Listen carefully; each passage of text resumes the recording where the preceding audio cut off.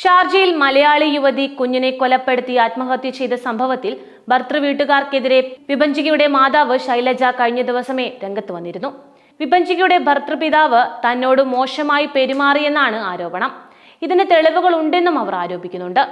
എന്റെ മകളോട് മാത്രമല്ല, എന്നോടും അയാൾ മോശമായി പെരുമാറി, പറയാൻ പാടില്ലാത്ത കാര്യങ്ങൾ പറഞ്ഞു. ഓഡിയോ ഞാൻ സേവ് ചെയ്തു വെച്ചിട്ടുണ്ട്. ഭർത്താവ് നിതീഷിന്റെയും പെങ്ങളുടെയും അവരുടെ അച്ഛന്റെയും ക്രൂരതകൾ സഹിക്കാൻ പറ്റാതായതോടെയാണ് മകൾ വിഭജിക കുഞ്ഞിനെ കൊലപ്പെടുത്തി ജീവനൊടുക്കിയത് എന്ന് അമ്മ ശൈലജ മാധ്യമങ്ങളോട് പറഞ്ഞിരുന്നു.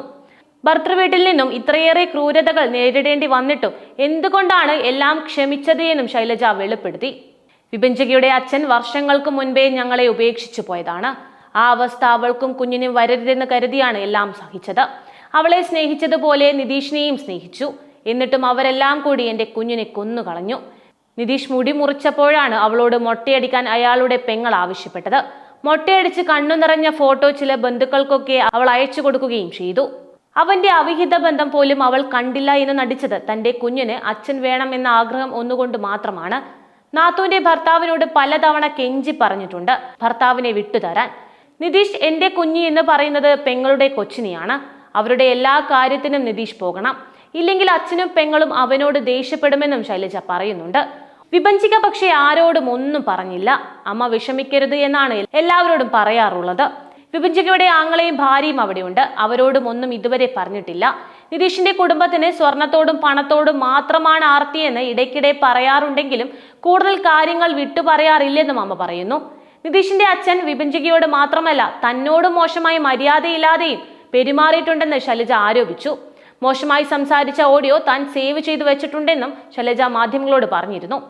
ഭർത്താവ് ഉപേക്ഷിച്ചു പോയി ഇത്ര കാലമായിട്ടും ആരും എന്നോട് ഇത്ര മോശമായി സംസാരിച്ചിട്ടില്ല. അയാൾ ഒരു വൃത്തികെട്ടയാളാണ്. നിതീഷ് കൂട്ടുകാർക്കൊപ്പം 4-5 ദിവസം യാത്രയൊക്കെ പറഞ്ഞു പോകുന്ന സമയത്ത് വിഭജികയും കുഞ്ഞും അയാളുമാണ് വീട്ടിലുണ്ടാവുക. രാവിലെ മുതൽ മദ്യപാനം തുടങ്ങും. ഉച്ചയ്ക്ക് ഭക്ഷണം കഴിക്കാനായിട്ടൊക്കെ അയാളുടെ മുറിയിൽ കയറി വിളിക്കണം. മരുമകൾക്ക് കാണാവുന്ന തരത്തിലുള്ള കിടപ്പൊന്നും ആയിരിക്കില്ല അയാളുടേതും. അയാളെ തൊട്ടുതലോടി നോക്കണമെന്നാണ് നിതീഷും പറയുന്നത്. കൗൺസിലിങ്ങിന് പോയപ്പോൾ ആ ഡോക്ടർ നിതീഷിനോട് ചോദിച്ചിട്ടുണ്ട്, നിനക്കു വേണ്ടിയാണോ അച്ഛനു വേണ്ടിയാണോ കല്യാണം കഴിച്ചത് എന്ന് പോലും. അത്ര മോശം കുടുംബമാണിതെന്നും വിഭജികയുടെ അമ്മ പറയുന്നു. മരിച്ചു കഴിഞ്ഞിട്ടെങ്കിലും ഒരല്പം കുറ്റബോധമെങ്കിലും ബാക്കിയുണ്ടോ അവന്? എന്റെ മകളുടെയും കുഞ്ഞിന്റെയും ശരീരങ്ങൾ ആ മരുഭൂമിയിൽ തന്നെ കളയാനാണ് ഇപ്പോൾ അവൻ ശ്രമിക്കുന്നത് എന്നും അമ്മ ശൈലജ പറയുന്നുണ്ട്. അതേസമയം സംഭവത്തിൽ കേന്ദ്ര ഏജൻസി അന്വേഷണം നടത്തണമെന്ന് അമ്മ ശൈലജ ആവശ്യപ്പെട്ടു കഴിഞ്ഞു. UAE ഇന്ത്യൻ കോൺസുലേറ്റ്, കേന്ദ്രമന്ത്രിമാരായ സുരേഷ് ഗോപി, ജോർജ് കുര്യൻ, മുഖ്യമന്ത്രി, പോലീസ് മേധാവി തുടങ്ങിയവർക്ക് ശൈലജ ഇത് സംബന്ധിച്ച് അപേക്ഷ നൽകിയിട്ടുണ്ട്. വിവാഹബന്ധം വേർപെടുത്താൻ വിഭജികയെ ഭർത്താവ് നിതീഷ് നിരന്തരം നിർബന്ധിച്ചിരുന്നതായി ബന്ധുക്കൾ ആരോപിക്കുന്നുമുണ്ട്. വിഭജികയുടെയും കുഞ്ഞിന്റെയും ആഭരണങ്ങളും രേഖകളും സുഹൃത്ത് വഴി വിഭജിക ഞങ്ങളെ ഏൽപ്പിച്ചിട്ടുണ്ട്. ബന്ധുക്കളായ ശ്രീജിത്തും സൗമ്യയുമാണ് ഇത് പറയുന്നത്. നാട്ടിലേക്ക് പോകുന്നുവെന്ന് പറഞ്ഞാണ് ആഭരണങ്ങൾ ഏൽപ്പിച്ചത്. അപ്പോൾ ആത്മഹത്യയെക്കുറിച്ച് ഒരു സൂചനയും ഉണ്ടായിരുന്നില്ല എന്നും അവർ പറയുന്നു. ഭർത്താവ് വിവാഹബന്ധം വേർപെടുത്താൻ നിരന്തരം ശ്രമിച്ചിരുന്നു. എന്നാൽ വിഭജിക അതിന് വഴങ്ങിയില്ല. കുട്ടിക്ക് 2.5 വയസ്സെങ്കിലും ആകട്ടെ എന്നിട്ടാകാം ഇതേക്കുറിച്ചുള്ള ചർച്ചകൾ എന്നായിരുന്നു വിഭജികയുടെ ഹൃദയം തകർന്ന വാക്കുകൾ.